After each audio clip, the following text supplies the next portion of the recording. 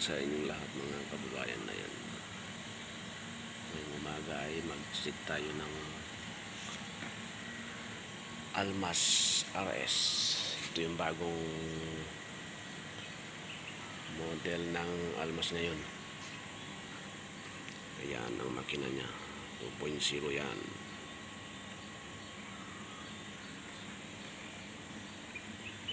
Ito ay motor ng transmission. Ito yung electric na may hindi gaya yung dumating ng una na electric talaga, walang makina. Ito may makina yan, may alternator siya, may bali ang inano nito yung transmission. Ito yung pinakamotor ng transmission na ang electric na.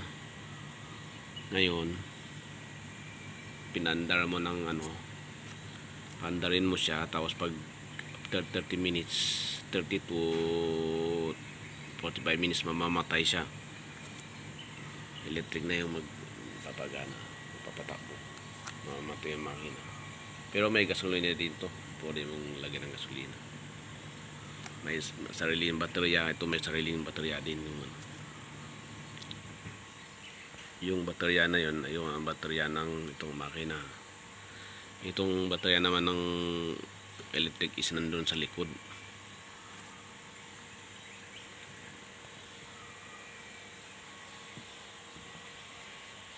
Yan ang makina niya.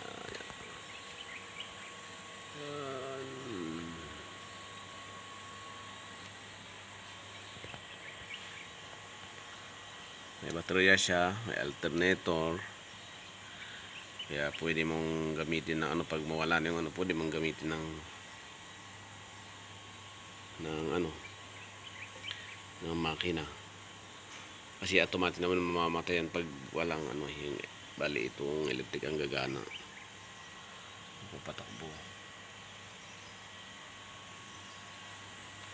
Ang body is parehas lang. Parehas ang body. Ang binago lang dyan is yung transmission. Tignan natin dito sa loob. Ayan. Siya yung may reverse parking lang siya.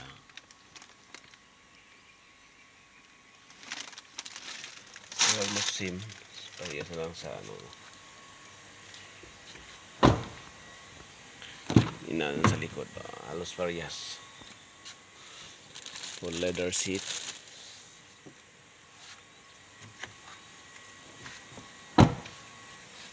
Yan natin sa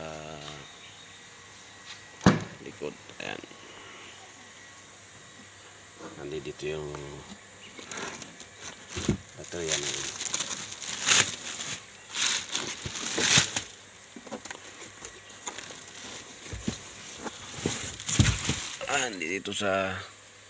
Dito sa loob yung makina niya. Wala siyang jack kasi itong gamit niya ngayon is yung pump.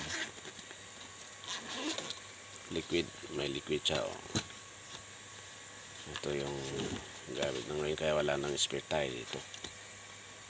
Parang sa Mustang. Ilipin natin yung kinalas ko din. Ito yung hybrid niya. Ayan. Ito ang makina niya. Yung mga baterya sa likod. Hindi ko alam kung ilang baterya yan. Baka 10 yata. 10 ang baterya nito. Mamaya kakalasin ko yan at para makita kung bilangin kung ilang baterya yan. Yan ang baterya nito.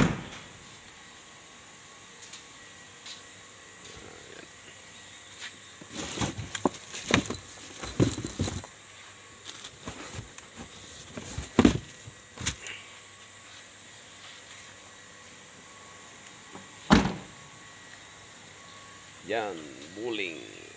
Almas bowling hybrid.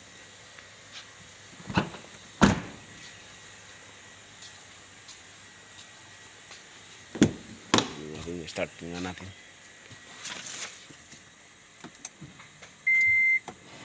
Selamat pagi. Ayan, ready na siya. Oh. Ready na siyang yan.